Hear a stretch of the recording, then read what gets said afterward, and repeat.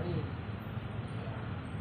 Apa kira-kira menyebabkan Anda serius memantau perkara tersebut? Gini, sejak awal proses penanganan kasus korupsi Damparit oleh Kejari Kerawang ini sudah saya kawal sejak awal ya. Jadi saya sudah prediksi bahwa kasus ini akan amburadul lah kalau menurut saya. Kenapa? Kalau boleh dijelaskan gini, kronologis anggaran APBN yang menjadi modal belanja daerah ini kan langsung turun ke kelompok tani. Sementara kelompok tani itu sendiri tidak mengerti, tidak memiliki keahlian dalam membuat administrasi atau laporan pertanggungjawaban. Nah, bagaimana mungkin mengelola anggaran sementara si pengelola anggaran itu tidak mengerti administrasi untuk pertanggungjawabannya nanti, gitu.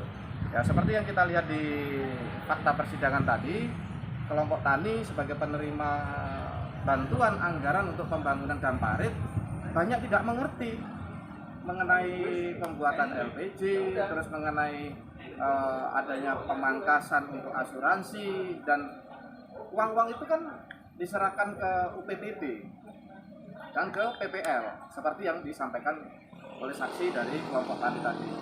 Nah, sementara dari kesimpulan jaksa ada kerugian negara sampai 1 miliar ini yang kami bingung sampai saat ini siapa yang menyimpulkan adanya kerugian negara 1 miliar itu. Sementara secara undang-undang itu kan yang berhak dan berwenang menyampaikan adanya kerugian negara adalah BPKRI.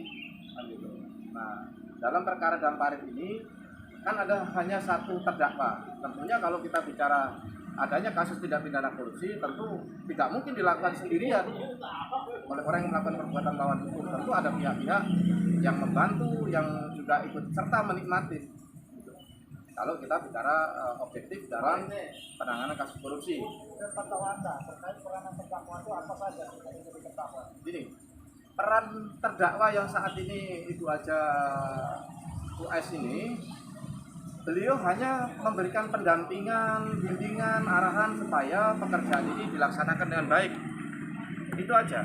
Jadi tidak ada niat dari si terdakwa ini untuk mencari keuntungan, apalagi memperkaya diri.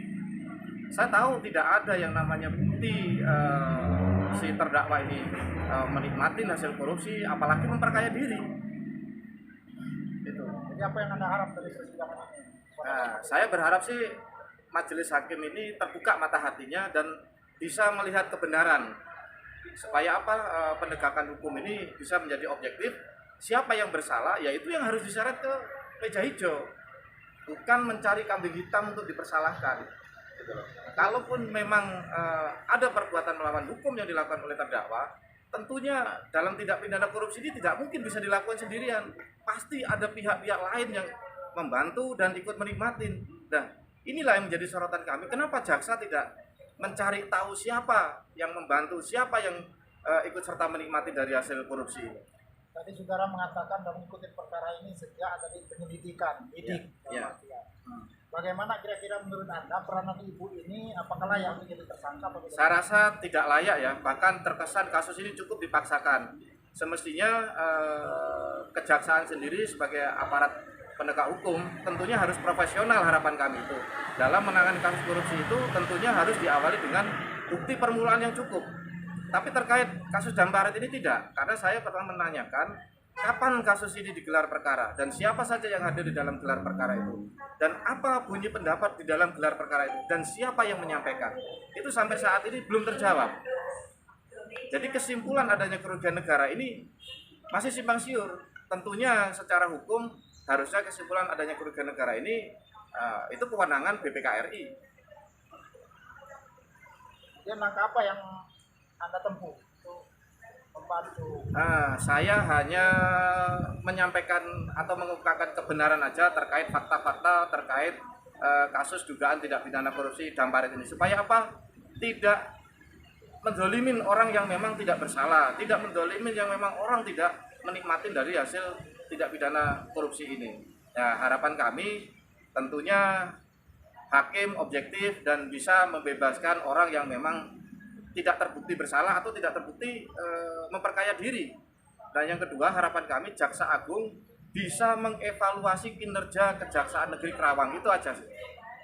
Jadi jangan sampai kami sebagai penggiat anti korupsi ini dianggap tidak mendukung program pemerintah dalam pemberantasan korupsi. Kami sangat mendukung apa yang dilakukan Kejaksaan Negeri Karawang selama kinerjanya itu profesional dan tidak melakukan hal-hal tercela dalam menangani kasus tindak pidana korupsi. Jangan sampai prestasi ditutupi dengan cara-cara yang kotor. Kalau ini terus terjadi, mau dibawa kemana negara ini? Terima kasih.